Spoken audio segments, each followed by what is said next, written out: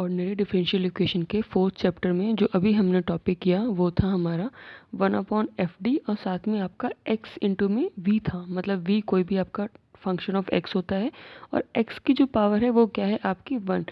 उसमें हम क्या करते हैं, उस क्वेश्चन को सॉल्व करने के लिए हमें ये वाला फॉर्मूला अप्लाई करना है। लेकिन अगर x की पावर्स ज़्यादा होती है, मतलब x स्क्वायर होता है या x क्यूब होता है, तब आपका ये वाला जो फॉर्मूला है वो एप्लीकेबल नहीं होगा। उस केस में देखिए आप कैसे सॉल्व करेंगे। आपको सबसे पहले तो ये ट्रिग्नोमेट्रिक फॉर्मूले याद होने चाहिए कि e की पावर आयोटा x क्या होता है आपका, e की पावर माइनस आयोटा x क्या होता है आपका, ये दोनों आपको पता होने चाहिए। प्लस आपको ये चारों फॉर्मूले याद होने चाहिए। इसके बाद समझिएगा आप कि क्वेश्चन को सॉल्व कैसे करना है।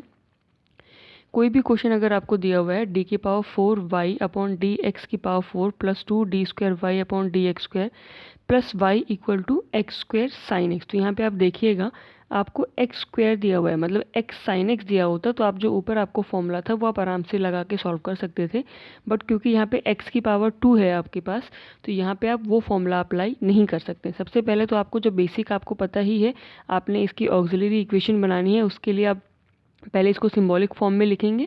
सिंबॉलिक फॉर्म में लिखने के बाद में आपने क्या किया, ऑक्सिलरी इक्वेशन बनाई, उसको सॉल्व किया। तो यहाँ पे आप देखिएगा डी की power 4 plus 2d square plus 1 equal to 0 बन रहा है, जिसको हम बेसिकली डी स्क्वायर प्लस 1 का होल स्क्वायर लिख सकते हैं। जब हम a प्लस बी का होल स्क्वायर लगाएंगे तो हमारी ऊपर वाली इक्वेशन बन जाएगी।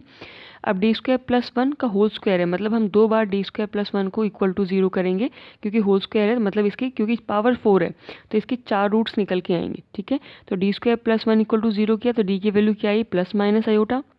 फिर D square plus 1 equal to 0 किया तो यहाँ से मेरी डी की वैल्यू क्या आएगी, प्लस माइनस आयोटा। इसको समझिएगा आप कि डी स्क्वायर इक्वल टू क्या होता है, अगर -1 होता है देन डी इक्वल टू क्या आता है आपका प्लस माइनस अंडर रूट के अंदर -1, और अंडर रूट के अंदर अगर आपका -1 है दैट इज़ योर आयोटा, तो डी क्या आएगा आपका प्लस माइनस आयोटा आएगा। अब एक बार इससे D equal two plus minus iota आया, एक बार इससे मेरा D equal two plus minus iota. यहाँ पे क्या है, मेरे कॉम्प्लेक्स रूट आ रहे हैं बट वो क्या आ रहे हैं, रिपीटेड आ रहे हैं। और इसमें मेरा क्या है, रियल पार्ट जो है वो 0 है, सिर्फ इमेजिनरी पार्ट है। जब रियल पार्ट मेरा 0 है, मतलब जो मैं e की पावर अल्फा एक्स वाला टर्म लिखती हूँ वो मेरा क्या रहेगा, नहीं रहेगा। सिर्फ मेरा कॉस बीटा एक्स वाली जो टर्म आती है, cos beta x plus iota sine, जो भी साइन के साथ मेरी टर्म आती है वही मुझे सिर्फ यहाँ पे लिखना है।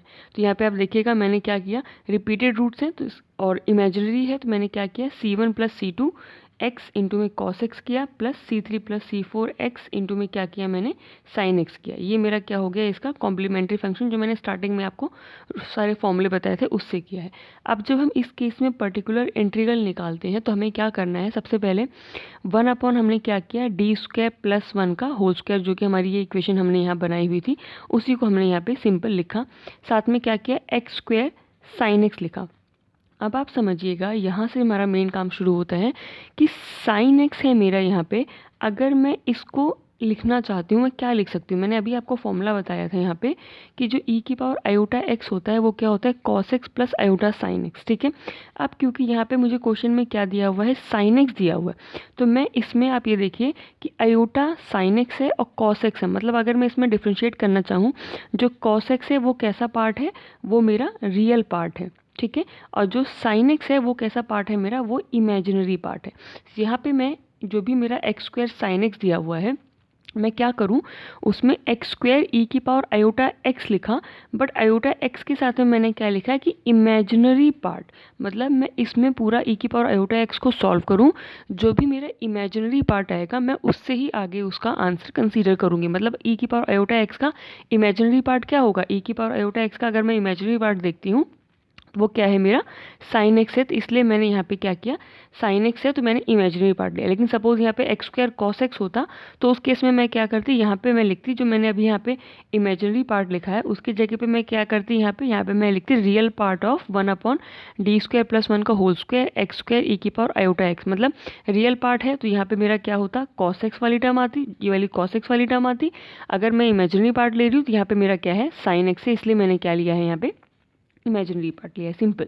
इसमें सिर्फ आपको ये ध्यान रखना कि अगर सपोज यहाँ पे आपका साइन एक्स की जगह पे साइन 2x होता या कॉस 2x होता, तब आप क्या करते, उस केस में आप क्या करते, ई की पावर आयोटा 2x करते, क्योंकि आयोटा 2x का मतलब क्या होता है आपका cos 2x plus iota sin 2x हो जाता है। तो वहाँ से मेरा यहाँ पे e की पावर आयोटा 2x हो जाता है। बट क्योंकि यहाँ पे सिर्फ हमें sin x दिया हुआ है तो सिंपल हमने क्या किया, 1/d² प्लस 1 का whole square X square e की पावर आयोटा x। और इसका क्या करना है मुझे, इसका मुझे सिंपल इमेजिनरी पार्ट कंसीडर करना है। अब आप देखिए इसमें इमेजिनरी पार्ट हम साथ के साथ लिखते चलेंगे हर जगह।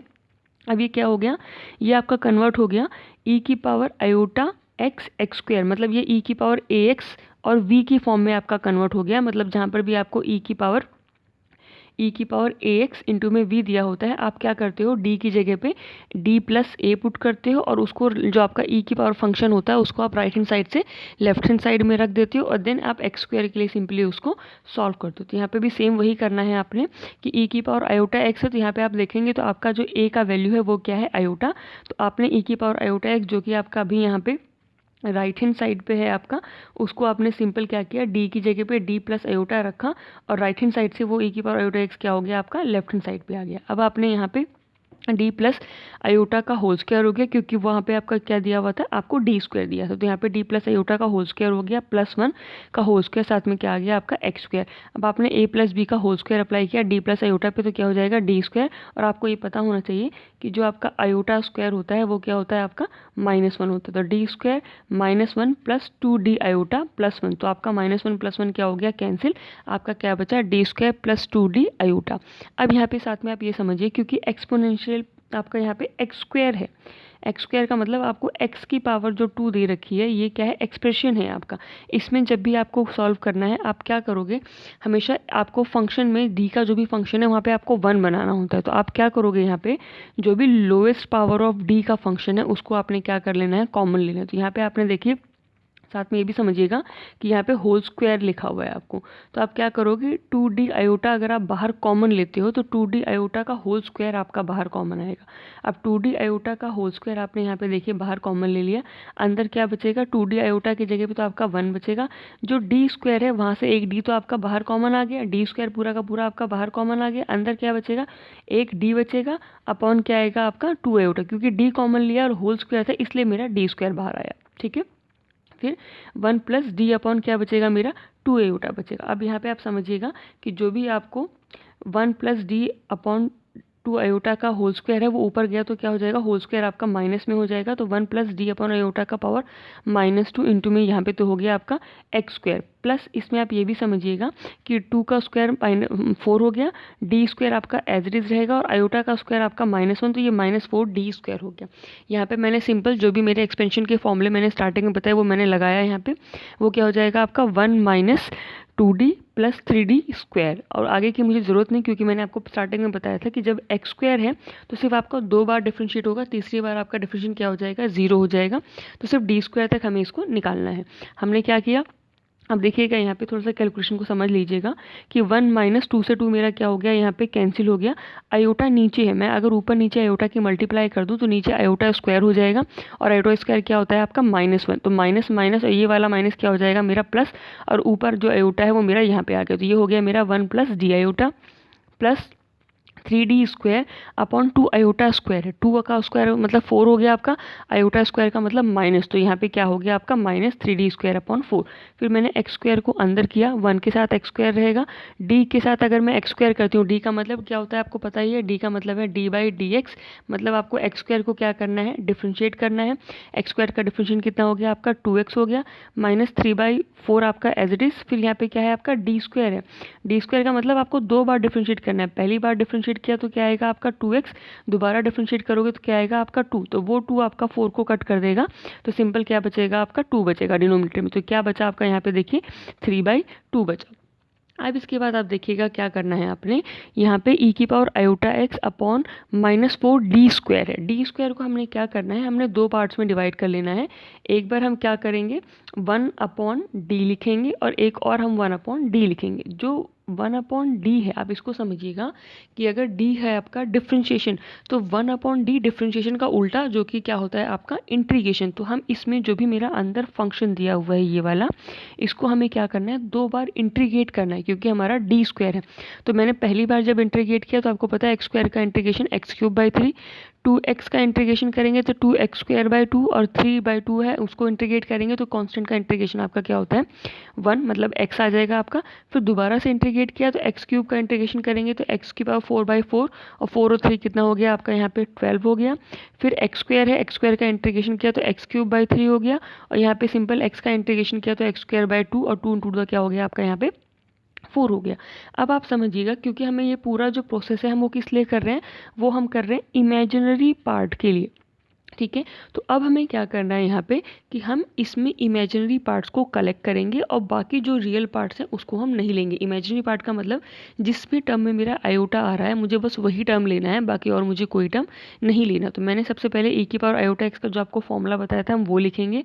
वो क्या है मेरा cos x plus iota sin x, और साथ में मेरा जो अंदर का पूरा टर्म है वो मैंने एज इट इज़ यहाँ पे लिख दिया। अब आप क्या करोगे, यहाँ पे सिर्फ आयोटा वाली टर्म्स को लिखोगे। तो यहाँ पे समझिएगा आप इस चीज़ को, आयोटा जो मेरा है मैंने इसको पहले ही बाहर लिख लिया और -1/4 जो मेरा है वो मैंने साथ में लिखा। अब आप देखिएगा cos x को मैं अगर x⁴ से मल्टीप्लाई करती हूँ तो कोई भी आयोटा का टर्म नहीं है, उसको मैंने छोड़ देना है। फिर cos x को मैंने x³ के साथ मल्टीप्लाई किया तो मेरा एक आयोटा आ रहा है, तो मैंने क्या किया cos x x³/3 ये टर्म मैंने एज इट इज लिखी। फिर cos x को 3x²/4 से करने पे कोई आयोटा का टर्म नहीं है तो मैं उसको क्या कर दूंगी, छोड़ दूंगी, क्योंकि हम इमेजिनरी पार्ट की बात कर रहे हैं। फिर आयोटा sin x को x⁴/12 से करेंगे तो आयोटा आएगा, तो मैंने वो भी लिखा है यहाँ पे। फिर आयोटा sin x को अगर मैं x³ आयोटा से करती हूँ, देखिए आयोटा आयोटा मैंने आपको बताया कि आयोटा स्क्वायर क्या होता है -1, तो आयोटा आपका कैंसिल हो जाएगा, इसलिए हमने क्या किया इस वाले टर्म को sin x के साथ मल्टीप्लाई को नहीं लेना है। फिर आयोटा sin x को किससे मल्टीप्लाई किया -3x²/4 से, तो वहाँ पे मेरा आयोटा आएगा, वो मैंने टर्म एज इट इज़ यहाँ पे ले ली। फिर इसमें आप देखिए जब मैं इमेजिनरी पार्ट ऑफ कर रही हूँ तो आयोटा और इमेजिनरी पार्ट को मैंने हटाया, जो ये बचा हुआ टर्म आएगा मतलब x³ और ये -4 को अंदर मैंने मल्टीप्लाई कर दिया, मतलब x³ cos x/12 minus sign के साथ क्योंकि -4 से मल्टीप्लाई। फिर x⁴/4/12 को 4 से मल्टीप्लाई करके कितना हो गया 48 माइनस x⁴/48 sin x और minus minus plus 3x² sin x/16, ये क्या हो गया मेरा, ये मेरा पर्टिकुलर इंटीग्रल हो गया। अब आपको पता है पर्टिकुलर इंटीग्रल आने के बाद यहाँ फिर से मैं बता रही हूँ, यहाँ पे आयोटा e⁻i⁻x का मैंने एक्सपेंशन किया cos x plus iota sin x, और फिर यहाँ पे सिंपल मैंने सिर्फ आयोटा वाले टर्म्स को ही लिखना है क्योंकि इमेजिनरी पार्ट और sin x था क्वेश्चन में, तो सिर्फ मैं इमेजिनरी पार्ट को ही लूँगी। तो जो आयोटा वाली टर्म्स होगी बस मैं उसको ही कंसीडर करूँगी, जो भी मेरे रियल पार्ट्स होंगे उसको मुझे यहाँ पे क्या करना है, नेगलेक्ट करना है। तो ऐसा करके जो मेरी टर्म आई ये हुई क्या मेरा पर्टिकुलर इंटीग्रल, और फिर आपने क्या निकालना है कंप्लीट सॉल्यूशन। तो आपको पता है वो क्या होता है आपका कॉम्प्लीमेंट्री फंक्शन प्लस पी, तो मैंने यहाँ पे किया, ये मेरा आंसर हो गया। जब भी क्वेश्चन में आपको x² के साथ में ट्रिग्नोमेट्रिक फंक्शन दिया है तो आपने इसी मेथड से क्वेश्चन को सॉल्व करना है, इस मेथड के लिए और कोई फॉर्मूला नहीं है और ये बहुत ही इंपॉर्टेंट है, तो प्लीज़ इसको ध्यान से करिएगा और साथ में जो भी डाउट हो आप मुझसे पूछिएगा। Thank you so much.